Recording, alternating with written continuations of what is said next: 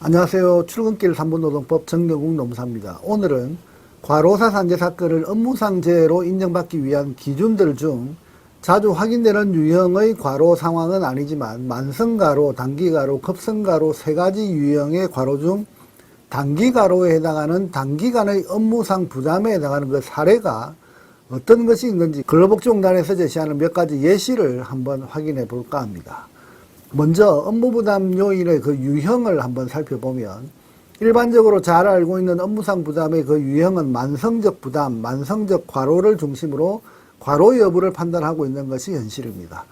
하지만 오늘은 만성과로가 아니라 단기간의 그 과로, 다시 말해서 발병 전 1주간 집중적으로 증가한 그 과로, 집중적으로 늘어난 부담적 요인들을 추정해서 과로성을 증명하는 그 방법이 있는데 그 방법의 유형들이 어떤 것이 있는지 알아보는 시간을 가져볼까 합니다. 오늘 설명드리는 단기간 동안 발생한 업무적 부담을 근로복지공단에서는 어떤 유형으로 분류해서 인정하는지에 대하여 미리 파악하고 있다면 과로사 산재 사건을 추정할 때 단기간에 해당하는 그 발병 전 1주간 급격히 증가한 과로 상황 그리고 스트레스 상황을 추정할 때 많은 도움이 될 것으로 생각이 됩니다. 일반적으로 단기과로를 추정할 때 산술적으로 추정하는 경우가 대부분입니다. 그리고 산술적으로 계산상으로 추정하는 그 방식이 단기과로를 추정하는 그 전부다라고 생각하는 경우가 많은데 여기서 산술적으로 추정하는 그 방식은 잘 아시다시피 발병 전 1주간 업무시간이 발병 전 2주차에서 12주차까지 업무시간과 비교할 때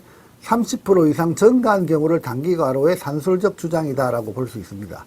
하지만 단기과로는 이것만을 이야기해서는 안 되고 지금부터 설명하는 단기간 동안 실제 어떠한 업무적 부담이 있었는지를 주장해야 정량적 지표와 정성적 지표 두 가지를 함께 주장해서 단기과로 인정 요건을 관철할 수 있다는 점을 잘 확인해야 할 것입니다. 그러면 이제 본격적으로 단기과로를 주장할 때 업무 내용적으로 어떻게 주장해야 단기간 동안 업무 부담 상황을 주장할 수 있는지 총 6가지 근로복지공단에서 제시하는 그 예시를 통해서 한번 설명해 보겠습니다. 그 첫 번째, 업무량의 단기간 변화에 대한 부분입니다. 이 부분에 대한 그 예시로는 납품기를 맞추기 위해 업무량을 한시적으로 늘려서 업무를 수행하게 되는 경우 발생 가능합니다. 그리고 연말이나 결산 시기에 한시적으로 업무의 양이 늘어나는 경우도 있을 수 있고 같은 업무를 수행하던 동료 근로자의 수가 감소해서 또는 퇴사해서 개인 할당 업무량이 늘어나는 경우도 있을 수 있을 것입니다. 그리고 두 번째, 업무 강도의 변화 양상을 한번 살펴보면 육체적으로 힘든 일을 수행하지 않던 근로자가 발병 전 1주간 한시적으로 힘든 육체 노동을 수행하는 등 업무 강도가 변한 경우 단기과로를 주장할 수 있을 것입니다. 그리고 세 번째, 정신적 부담의 변화를 통해서 단기과로를 주장할 수 있을 것입니다. 그 예시로 정신적 부담에 대해서는 산재보험법 시행령 별표 2의 정신적 긴장을 동반하는 업무의 평가 기준에 보시는 바와 같이 제시된 그 사건이 여러 가지가 있는데 해당되는 사건의 유형들을 한번 확인하신 후 정신적 부담의 증가 여부를 확인할 수 있습니다. 이러한 사례들을 중심으로 정신적 부담의 증가 상황을 한번 살펴보면 여러분이 주장 가능한 상황인지 아닌지를 확인할 수 있을 것입니다. 그리고 네 번째, 업무상 책임, 의무, 권한의 변화를 통해서 단기간의 과로를 주장할 수 있습니다. 일시적으로 책임이나 특별한 업무가 주어진 경우 또는 통상의 업무 이외에 다른 업무를 한시적으로 취급하여 업무 내용 변화에 따라서 정신적으로 부담이 발생한 경우 단기간 업무 부담의 상황이 발생한 것으로도 볼 수 있을 것입니다.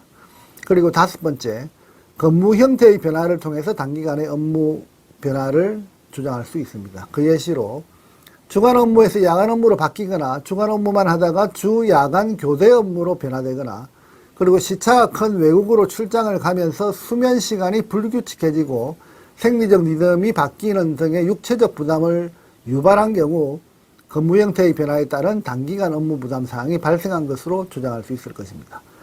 그리고 마지막 여섯 번째, 업무 환경의 변화를 통해서 단기간 과로 상황을 주장할 수 있을 것입니다. 그 예시로 단기간 한겨울 추위에 노출되는 작업으로의 변화가 발생하든지 아니면 냉동고 작업이나 주물 작업과 같은 온도 변화가 큰 작업을 단기간 수행하든지 그 외에 폭염 환경에서의 오개 작업, 그리고 소음 작업, 그리고 업무 환경이 갑작스럽게 변화하면서 육체적으로 적응하기 힘들거나 생리적 변화를 단기간 초래한 경우에 해당될 수 있을 것입니다. 이상과 같이 단기간 동안 발생한 업무 부담 사항을 잘 검토한 후 여러분이 주장하는 단기 과로 상황의 내용으로 주장할 수 있고, 그리고 정리할 수 있다면 과로사 산재 사건에서 여러분의 주장 사실이 관철될 가능성은 조금은 더 높아진다라고 볼 수 있습니다. 사건이 발생한 그 직후 최초 조사가 무엇보다 중요합니다.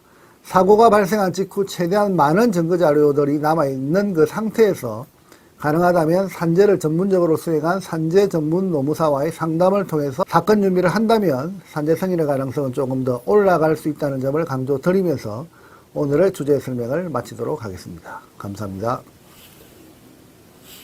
여의도 노무법인은 대표 노무사가 직접 조사하고 분석하고 최종 결론까지 책임있게 진행합니다.